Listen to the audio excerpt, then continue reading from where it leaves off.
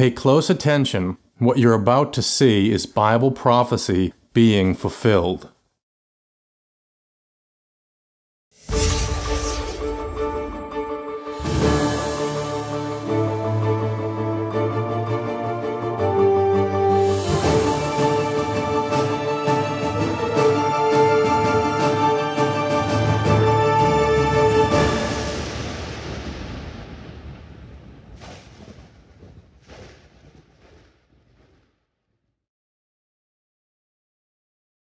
Welcome to another YPN News, bringing you the news that relates to Bible prophecy and foretold by Yeshua Hawkins.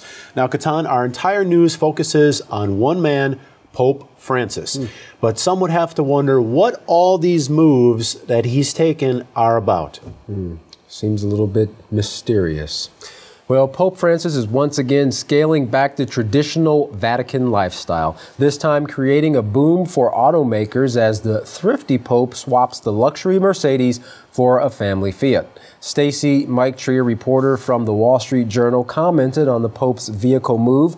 He said, "The Pope is one of the most closely watched figures in the world. Every step he takes, everything he does gets analyzed and studied. So if you're a marketer trying to get attention for your product, it's hard to get a better endorsement." Now, former popes traditionally traveled around in what has been called Pope-mobiles. Now, these were fancy German cars much larger than the small compact car Pope Francis has chosen. Now, this Pope's non-traditional approach is to get away from the bulletproof Mercedes-Benz and travel around in a modest compact car that costs around $20,000. Well, this most recent move by the Pope has grabbed a lot of attention. Stacy Maitre believes Pope Francis is wanting to present the papacy as a more modest organization and himself as more humble than the popes in the past. Well, to continue our coverage on the new papacy and its latest antics, YPN's Larry McGee has a report on the Pope who is being called different. Now, Larry, what way is the Pope being called different? Well, this Pope definitely has more personality than the Pope that preceded him. And that is having a noticeable impact on the world's billion-plus Catholics, including the 7 million reported to be here in the States. Pope Francis, now famous for placing personal calls to members and similar maneuvers, recently announced his vision and what is being referred to as a groundbreaking interview with the Jesuit magazine. In it, Francis says Catholicism must be more welcoming and merciful, or it will fall like a house of cards. This was the most extensive interview that the Pope has given since being elected in March. And he went on to say that the church cannot insist only on issues related to abortion, gay marriage, and the use of contraceptive methods. The church, he says, has to find a new balance. James Martin, a Catholic priest and editor of American Magazine, says that he believes that the message is one of universalism, that all people are welcome in the Catholic Church.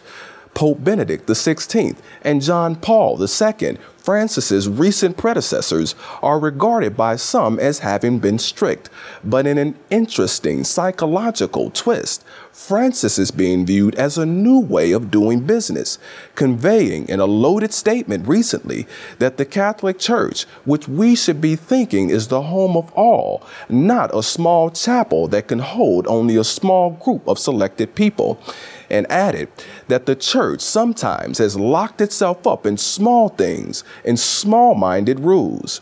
The reported effect is people like Susan Matthews, a lifelong disheartened Catholic who operates an online forum called Catholics for Change and refers to the new pontiff as a breath of fresh air. For her, she says, it's like the institutional doors have been thrown open. A part of the show, however, is also the notion of opposition, as conservative and influential bishops like Thomas Tobin of Rhode Island are reported to be disappointed in the new pope for not taking a stance on abortion or child murder. Still, the papal approval ratings are reported to be up, and popularity is increasing for the pope with personality who's a rebel for the people. For YPN News, I'm Larry McGee. Katan Jeff, back to you. We appreciate your report, Larry. Now we're going to replay an article that we covered a few weeks ago regarding Pope Francis answering a commentary that was written in the Republica newspaper on an article asking the question, can agnostics and atheists obtain salvation? Take a look at this. And now to the subtle events of the Vatican. In a recent letter in the Italian newspaper, the Pope recently reached out to atheists and agnostics. This was a letter to La Repubblica in response to editorials the paper's owner wrote over the summer. The owner, who is agnostic, had asked the Pope if the Christian God forgives those who do not believe and do not seek faith. The Pope answered personally, signing his own name, Francesco. Reportedly, his response was pretty windy, running over 2,500 words.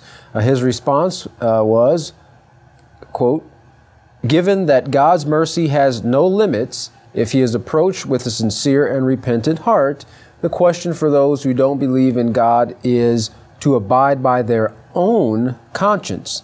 Listening to it," referring to their conscience, "and abiding by it means making up one's mind about what is good and what is evil." So just totally leave it up to everybody to make their own decisions. Sounds like do whatever you feel like doing. Yeah, that's why we are in the state we're in right now.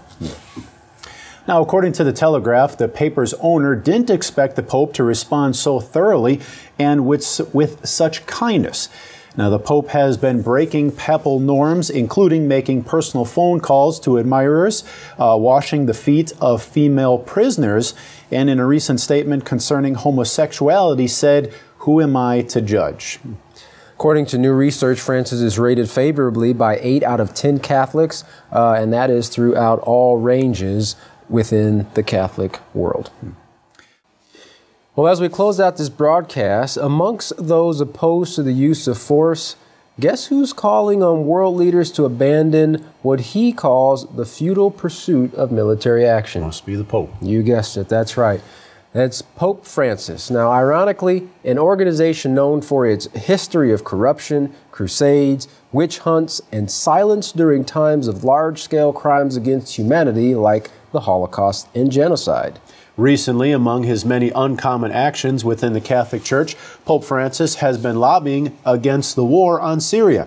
Using his last 2 public appearances in St. Peter's Square, he appealed to world leaders, primarily President Obama, not to do it. He told the crowds at his address that he was anguished at the developments being envisioned. While he strongly condemns the use of chemical weapons, he also dismisses military action as a solution. He said, "Violence can never bring peace, and war is war." He also recently wrote a letter to the current president of the G20, Vladimir Putin.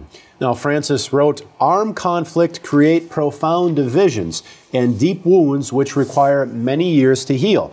Now, many say that the Pope has now entered the world of partisan international politics because he's taken sides. Michael Walsh, a Vatican historian, in an interview with CBS said he, referring to the Pope, definitely has a more socio-political agenda than his predecessor, Benedict. Now, some will welcome this, others won't. Sounds like a definite mixture of church and state there, Jeff.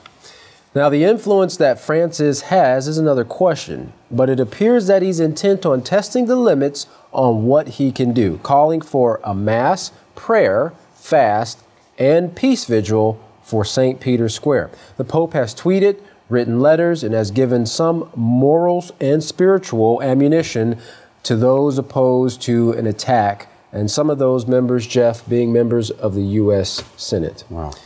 Well, small cars and big words add up to very little when it comes to stopping war and obtaining salvation. If you've been listening to Yisrael Hawkins, he's been revealing the man of sin and the great energy he would put into deceiving the world at this time.